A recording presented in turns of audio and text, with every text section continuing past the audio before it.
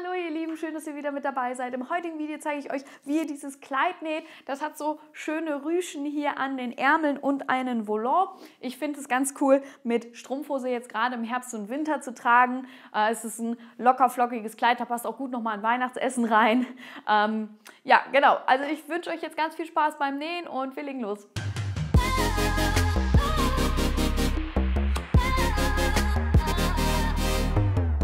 So, wenn ihr euren Stoff gewaschen, getrocknet und gebügelt habt, können wir dann mit dem Zuschnitt starten. Ich habe mir die Schnittteile jetzt schon mal so aufgelegt, wie sie auch im Zuschneideplan gezeigt werden.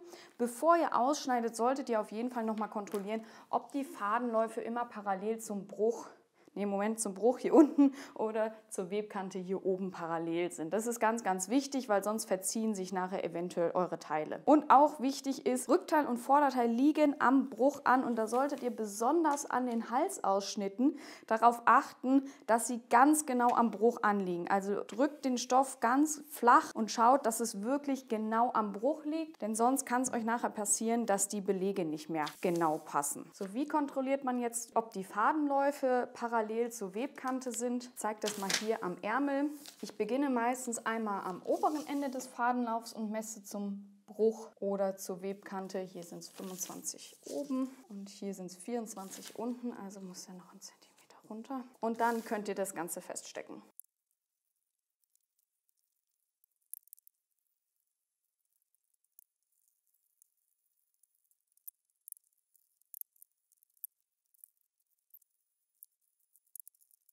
Ich habe hier jetzt noch die Rüsche, die brauchen wir 4-mal, also schneidest du die einmal aus, dann hast du schon mal 2 und dann legen wir es nochmal daneben und dann haben wir es 4-mal. Dann haben wir hier noch die beiden Belegteile, die würde ich offen zuschneiden und wir müssen sie auch noch bekleben mit Einlage. Das würde ich jetzt im Grobschnitt machen, das heißt, wir schneiden uns ein ausreichend großes Stück Stoff aus, fixieren das Ganze mit Einlage und schneiden dann die Belege daraus auf. Das machen wir dann später. Ich schneide die Rüsche jetzt noch kurz aus und dann können wir noch unsere Knipse markieren. Ich sage mal kurz, wo wir welche Knipse haben. Also, im Volant haben wir hier oben einen Knips und hier unten größenabhängige Knipse. Dann haben wir im Rückteil, ganz wichtig, immer die hintere Mitte knipsen. Dann haben wir noch einen Knips im Halsloch und einen an der Schulter. An der Seitennaht haben wir jeweils 2.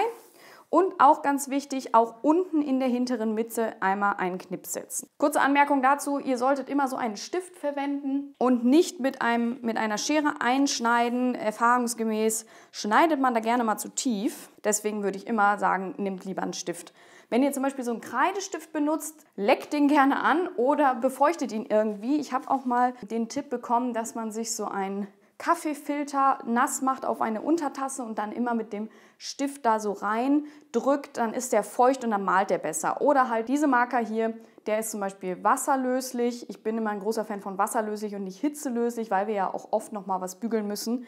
Deswegen lieber Wasser anstatt Hitze. Dann haben wir noch die Manschette, da haben wir 2 Knipse an den kurzen Seiten und 2 Knipse größenabhängig an den langen Seiten und natürlich noch die Markierung für Knopf und Knopflöcher. Dann haben wir das Vorderteil, da haben wir hier auch einen Knips an der Schulter, einen hier am Halsausschnitt und dann auch ganz wichtig die vordere Mitte hier unten knipsen. Im Armloch haben wir einen Knips, dann haben wir hier 2 Knipse für den Abnäher und einen Punkt für den Abnäher. Dann haben wir auf der Seitennaht auch wieder 2 Knipse und dann knipst ihr euch auch unten nochmal die vordere Mitte. Am Seitenteil haben wir hier im Halsloch 4 Knipse und an den Seiten haben wir an dieser Seite 2 Knipse und an der anderen Seite 3 und unten hier ist auch nochmal, dann kommen wir zum Ärmel, da haben wir 1, 2, 3, 4, 5, 6, also im vorderen Teil haben wir 2, dann hier oben an der höchsten Stelle des Ärmels ein und im Rückteil nochmal einen und einen Doppelknips.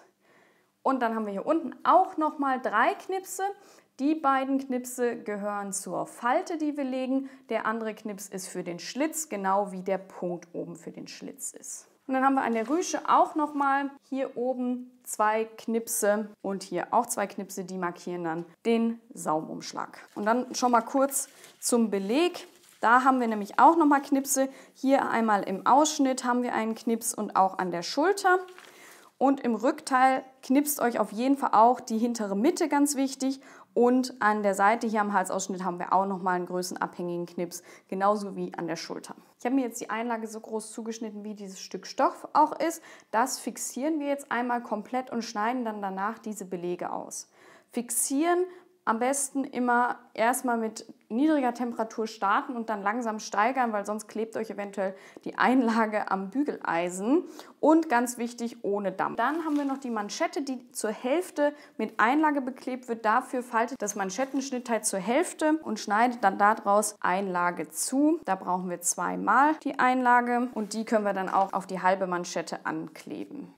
Kleiner Tipp noch dazu, damit ihr immer gegengleiche Teile habt, legt euch die Teile immer am besten gespiegelt zueinander hin und arbeitet dann damit. Also ich habe mir jetzt die Manschette auch gespiegelt aufeinander hingelegt. Die Knipse sind jetzt hier zur kürzeren Seite hin und ich klebe mir jetzt beide Einlagen auf das untere Stück.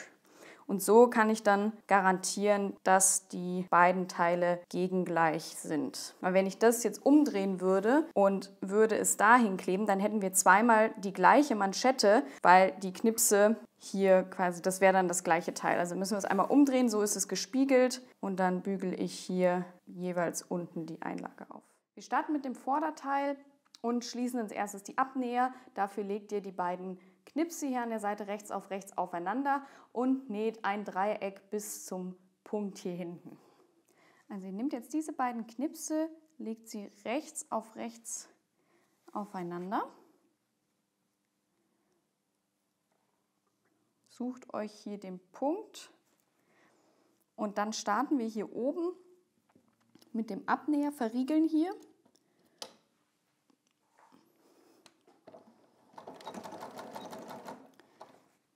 Und dann nähen wir bis zu dem Punkt und dann auch darüber hinaus. Wir schneiden hier nicht ab und wir verriegeln auch nicht hier vorne. Wir lassen einfach die Nähmaschine ein bisschen auslaufen, dann abschneiden und dann habt ihr hier so ein kleines verdrehtes Stück Garn und das solltet ihr da auch einfach stehen lassen, damit der Abnäher nicht aufgeht. Wir verriegeln hier in diesem Punkt nicht, denn sonst wird der Abnäher zu dick. Als nächstes geht es mit der Schulternaht weiter.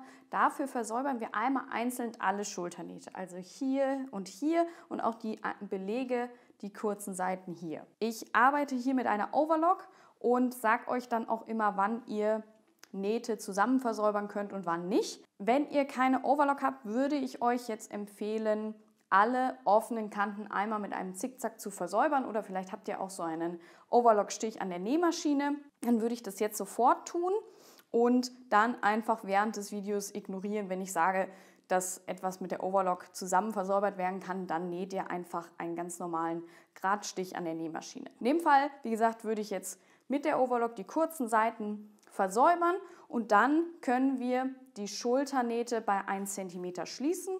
Dafür legen wir dann Vorder- und Rückteil rechts aufeinander und schließen die Schulternähte bei 1 cm und das gleiche machen wir dann auch mit den Belegen. Die legen wir auch aufeinander, nachdem wir sie versäubert haben und schließen diese kurzen Nähte hier auch bei 1 cm. Wir nähen dann jetzt den Beleg an den Ausschnitt an.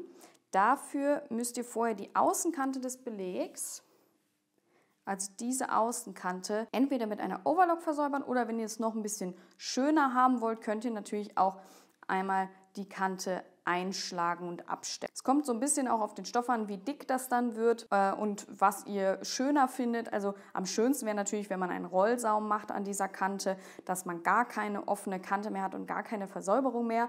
Aber ihr könnt natürlich auch ganz normal einmal rundherum versäubern. Wenn ihr das dann getan habt, können wir den Beleg rechts auf den Halsausschnitt stecken und dann bei 1 cm einmal rundherum festnähen. Ich habe meinen Beleg jetzt angenäht und bevor wir ihn wenden, schneiden wir einmal hier an der Spitze vorne die Nahtzugaben ein. Wir schneiden also wirklich ganz vorsichtig bis kurz vor die Naht und dann können wir den kompletten Beleg wenden und die Nahtzugaben in den Beleg bügeln. Und danach steppen wir dann noch die Nahtzugaben auf dem Beleg fest. Ihr solltet hier auch am Rückteilbeleg, das ist das rückwärtige Halsloch, solltet ihr auch einmal hier so ein bisschen in dieser Rundung einschneiden, damit es sich besser legt.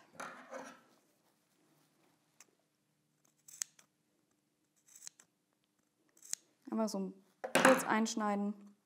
Einmal so kurz einschneiden, dass die Rundung ein bisschen mehr Länge bekommt, weil hier der Radius ein bisschen kleiner ist.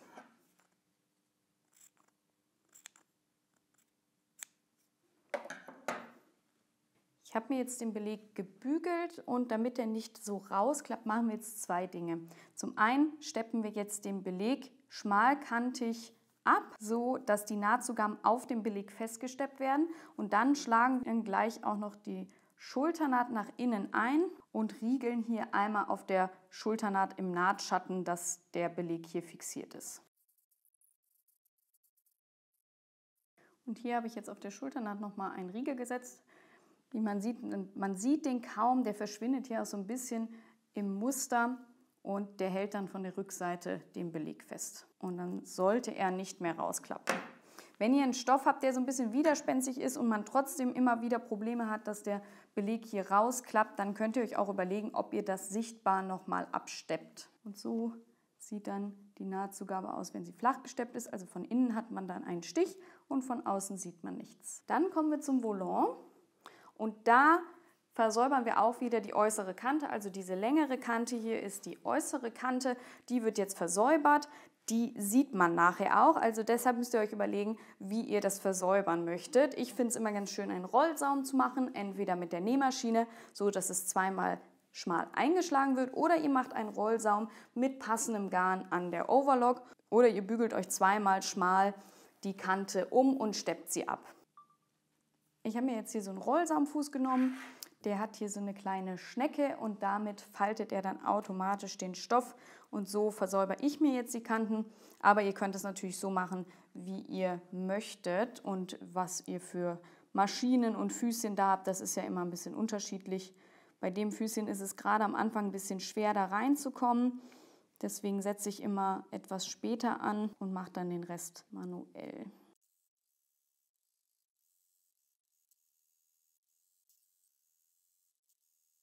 Ich habe jetzt hier meine Volants und mein Vorder- und Rückteil und jetzt nehmen wir die Volants an Vorder- und Rückteil an, hier an der Seite. Wir haben am Volant zwei Knipse. Der eine Knips ist ganz am Ende hier und der zweite ist hier. Also die eine Strecke ist deutlich länger als die andere. Und diese lange Strecke, die gehört zum Vorderteil. Ihr habt hier einen Knips, dort endet im Vorderteil der Volant. Und im Rückteil habt ihr noch einen Knips weiter oben, da endet der Volant am Rückteil. Und dementsprechend stecken wir jetzt auch den Volant auf. Also ein Knips kommt auf die Schulter, ein Knips markiert dann das Ende im Rückteil und dann haben wir noch einen Knips, der das Ganze im Vorderteil markiert. Es ist beim Annähen jetzt aber natürlich auch nicht so super wichtig, ob ihr genau an diesen Knipsen anfangt und endet. Ob der Volant jetzt ein bisschen weiter oben oder unten beginnt, ist relativ egal. Wichtig fände ich jetzt aber natürlich, dass der Volant vorne einigermaßen auf der gleichen Höhe anfängt und hinten auch. Wenn ihr die Teile dann also aufgesteckt habt, dann könnt ihr den Volant einmal bei 1 cm annähen.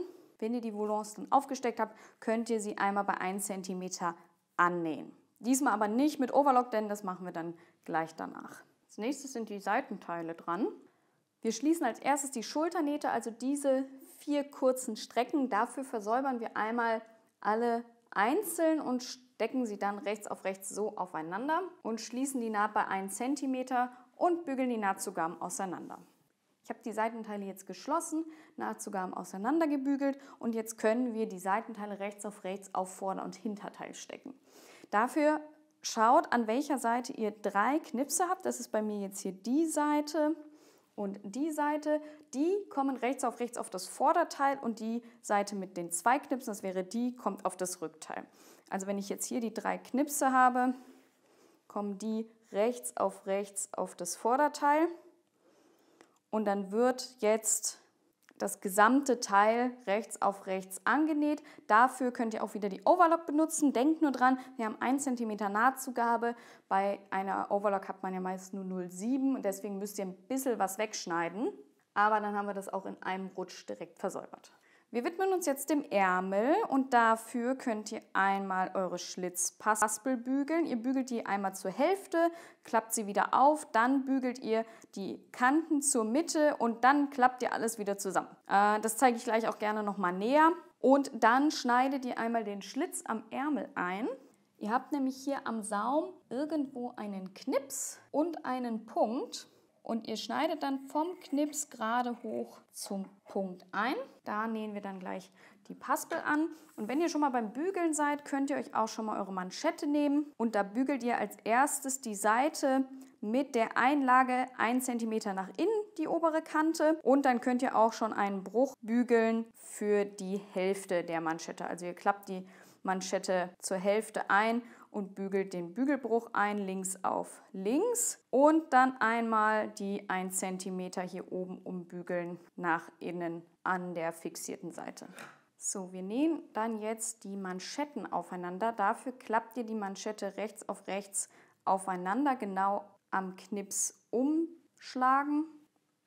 Und dann näht ihr einmal die komplette kurzen Seiten bei 1 cm zusammen. Die umgeschlagene Kante bleibt auch umgeschlagen, die wird so festgenäht. Und wenn wir dann an der Nähmaschine sitzen, können wir auch gleich die Schlitze annähen, die Paspeln, das zeige ich euch dann jetzt nochmal vom Nahen. So, die Manschetten nähen wir jetzt hier bei 1 cm zusammen.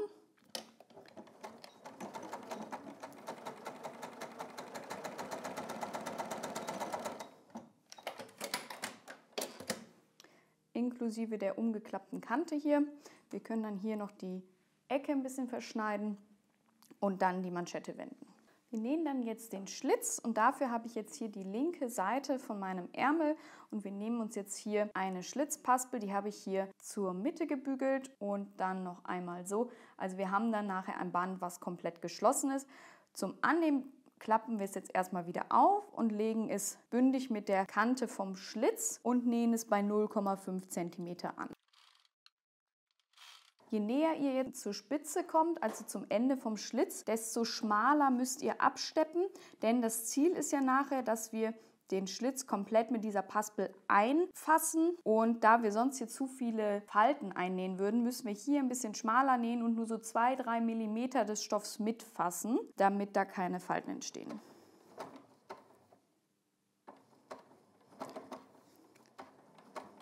Ich mache das immer gerne in 2 Schritten, dass ich bis zum Schlitzende nähe, die Nadel drin lasse, einmal hoch mache das Füßchen und dann sortiere ich noch mal ein bisschen neu, lege die Paspel wieder bündig zur Kante, mache dann wieder das Füßchen runter und nähe weiter und dann könnt ihr, wenn ihr über diese Spitze wieder hinaus seid, auf 0,5 cm wieder rausnähen. Wundert euch nicht, dass die Paspel etwas länger ist, das habe ich extra gemacht, damit man noch ein bisschen Spiel hat. Das könnt ihr jetzt auch einfach abschneiden. So, und dann schaut ihr am besten erstmal, ob hier an der Schlitzspitze alles in Ordnung ist, also ob ihr Falten eingenäht habt oder ob ihr vielleicht sogar ein Loch habt. Hier sieht es bei mir sehr gut aus, dann kann ich weitermachen. Ich drehe mir jetzt das ganze Teil um.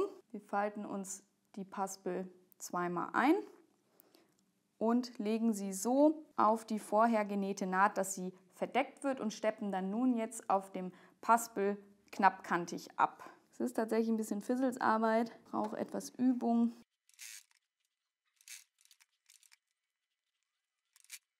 So sieht es dann jetzt aus. Der komplette Schlitz ist mit einer Paspel eingefasst. Jetzt dreht ihr die Paspel nach links, also einmal so rum, dass ihr das von der linken Seite seht. Und dann steppen wir einmal hier am Ende einmal quer, damit sich der Schlitz nicht nach außen dreht. Genau so. Und so sieht es dann von der anderen Seite aus. So, wir haben jetzt die Schlitze am Ärmel eingearbeitet und als nächstes schließen wir den Ärmel, legen ihn also rechts auf rechts. Dann schließen wir hier die beiden Nähte. Das könnt ihr auch mit der Overlock machen. Denkt dran, das sind 1 cm Nahtzugabe, also ein bisschen was wegschneiden mit der Overlock. Wir nähen dann jetzt die Manschetten an. Dafür schnappt ihr euch ein Ärmelteil und die passende Manschette dazu. Ihr habt bei der Manschette einen Knips und habt dann ein kürzeres Stück. Das kürzere Stück ist dann das Stück vom Schlitz bis zur Naht und das längere Stück ist dann von der anderen Seite bis zur Naht. Wir haben hier am Ärmel noch eine Falte, die wir einnähen müssen. Ich weiß nicht, ob ihr das erkennen könnt. Hier der Knips kommt aufeinander, also Knips auf Knips und dann habt ihr hier eine Falte. Und an der Seite, wo die Falte ist. Also die Falte schaut immer in Richtung Schlitz hier. Und am Schlitz wird auch hier die Paspel einmal umgedreht und dann wird die Manschette angenäht. Wir nähen jetzt die Manschette an und dafür habe ich mir meinen Ärmel auf links gedreht, denn wir nähen als erstes die Manschette auf der linken Seite des Ärmels an. Wir haben eine Paspel, an der die Strecke zur Seitennaht kürzer ist, die bleibt so glatt und dann haben wir eine Paspel, wo daneben diese Falte ist, die wir eingelegt haben und da klappen wir auch die Paspel nach innen um. Ich habe das jetzt hier schon mal fixiert, damit es gleich nicht verrutscht. Und dann schnappt ihr euch die passende Manschette. Der Knips hier kommt auf die Seitennaht und ich brauche jetzt hier diese Manschette, die ich dann links auf rechts nähe. Oh Moment, ich fange hier an. Die ich jetzt links auf rechts nähe und ich beginne am hinteren Schlitz. Also hier bleibt die Paspel gerade, wird nicht umgeschlagen. Und dann näht ihr genau hier neben dieser umgeschlagenen Kante. Da fangt ihr an, die Manschette festzunähen. Und dann macht ihr einmal rundherum, näht ihr die Manschette an bei 1 cm. Wir haben die Manschette jetzt angenäht und dann klappen wir sie jetzt um und klappen auch hier die Nahtzugaben in die Manschette rein. Ihr könnt das Ganze auch nochmal bügeln, also die Nahtzugaben schön in die Manschette bügeln und dann steppen wir die Manschette von der rechten Seite schmalkantig zu.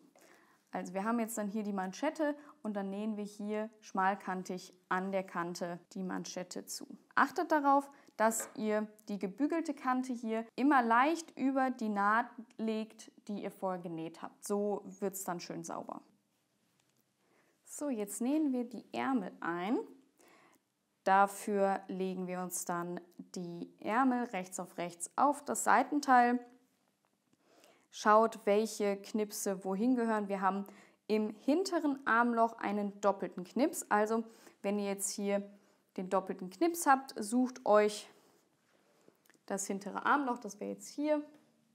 Und dann kann das rechts aufeinander gesteckt werden. Dafür würde ich es mir jetzt umdrehen und den Ärmel einfädeln. Wir haben hier ein ganz klein wenig Mehrweite im Ärmel, die ihr ein wenig verteilen müsst beim Nähen.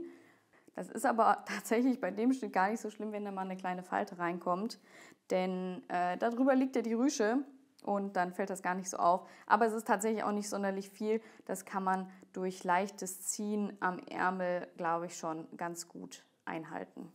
So, ich habe jetzt alles hier gesteckt. Ich nähe jetzt den Ärmel mit der Overlock ein. Wenn ihr euch unsicher seid, ob ihr den Ärmel sofort reinbekommt, würde ich euch empfehlen, das erstmal mit der normalen Nähmaschine zu machen und dann schließt ihr die Naht einfach bei 1 cm. Jetzt fehlt ja fast nur noch der Saum und die Knopflöcher und Knöpfe, aber der Saum ist jetzt auch relativ schnell gemacht. Wir nähen jetzt alle 4 Rüschenteile rechts auf rechts aneinander, dass wir ein langes Teil haben, das rundum geschlossen ist. Also einmal hier, dann hier das nächste Teil dran, rechts auf rechts und hier das nächste, dass wir einmal einen großen Schlauch haben und den rüschen wir dann auf die entsprechende Länge ein. Die Nähte könnt ihr auch gerne mit der Overlock versäubern. Zum Rüschen brauchen wir jetzt 2 Nahtlinien mit großem Stich. Dafür stelle ich mir den größtmöglichen Stich ein und nähe mir 2 Nähte parallel zur oberen Kante. Einmal so bei 0,5 und einmal bei 1,5. Wichtig ist, dass ihr jetzt nicht verriegelt, sondern einfach losnäht, weil wir nachher die Fäden rausziehen oder anziehen, damit wir das rüschen können. Wenn ihr einmal rum seid, schneidet ihr den Faden nicht sofort an der Kante ab, sondern lasst ein bisschen Faden stehen, weil daran ziehen wir jetzt gleich. Ich nähe jetzt noch eben die zweite Reihe und dann können wir loslegen. Wir haben jetzt hier ganz schön viele Fäden, aber wir drehen uns das Ganze jetzt um und dann könnt ihr euch auf der Unterseite jeweils 2 Unterfäden rausziehen. Von der oberen und von der unteren Nahtlinie holt ihr euch den Unterfaden raus und dann zieht ihr da dran und da seht ihr jetzt schon, das rafft sich so zusammen und da rafft ihr jetzt das komplette Teil so weit ein, wie ihr das für eure Größe braucht. Ihr habt in eurer Anleitung eine Angabe, wie stark es gekräuselt werden soll, also wie die finale Weite ist und dann könnt ihr jetzt erstmal ein bisschen kräuseln und dann messen, ob das alles passt und wenn ihr die richtige Länge habt, könnt ihr dann die Rüsche annähen. Die Rüsche ist jetzt eingerafft und dann können wir sie rechts auf den Saum legen. Wir haben hier Knipse an den Teilen, wo die Nähte aufkommen. Wir haben hier in der Mitte einen, hier an den Seiten und vorne. Und da könnt ihr dann jetzt die Rüschen annähen. Ihr könnt dann die Rüsche auch gerne direkt mit der Overlock zusammen annähen, wenn ihr euch sicher seid, dass ihr das alles richtig eingerüscht habt. Sonst könnt ihr natürlich gerne erstmal im Abstand von 1 cm die Rüsche mit der normalen Nähmaschine annähen und wenn alles richtig ist, nochmal mit der Overlock hinterher. So, die Rüsche ist dran. Jetzt könnt ihr noch den Reihfaden hier rausziehen, der noch übrig ist und die Nahtzugaben nach oben bügeln. Und dann fehlt nur noch der Saum hier, den machen wir jetzt. Da könnt ihr euch überlegen, wie ihr es am schönsten und am einfachsten für euch findet. Ich nehme immer gerne einen Rollsaumfuß, mit dem ich das Ganze dann umnähe. Sonst, wenn ihr keinen Rollsaumfuß habt oder da nicht so sicher mit seid, könnt ihr natürlich auch einfach zweimal den Saum einschlagen. Da ist auch die Höhe relativ egal, so wie ihr es schön findet und dann den Saum entsprechend absteppen. Und was wir jetzt auch noch machen, sind die Knopflöcher für die Manschetten. Dafür kontrolliert nochmal, ob ihr die Positionierung der Knopflöcher auf die Manschetten schon übertragen habt. Sonst nehmt euch nochmal die Anzeichenschablone für die Manschetten und dann können wir das auch schon machen. So, das Kleid ist fertig. Ich hoffe, euch hat Spaß gemacht. Wenn ihr jetzt noch weitere Fragen oder Anregungen habt, schreibt mir gerne an christina@bara-studio.com. Und ich freue mich natürlich auch, wenn ihr meinen Kanal hier abonniert und mir ein Like da lasst. Wenn ihr vom Bara Studio nicht genug bekommen könnt, dann würde ich mich natürlich auch freuen, wenn ihr bei Instagram bei mir vorbeischaut unter bara_studio. Da findet ihr jeden Tag neue Stories und Beiträge. Ich stelle neue Stoffe und Schnittmuster vor und mache auch immer mal Livestreams.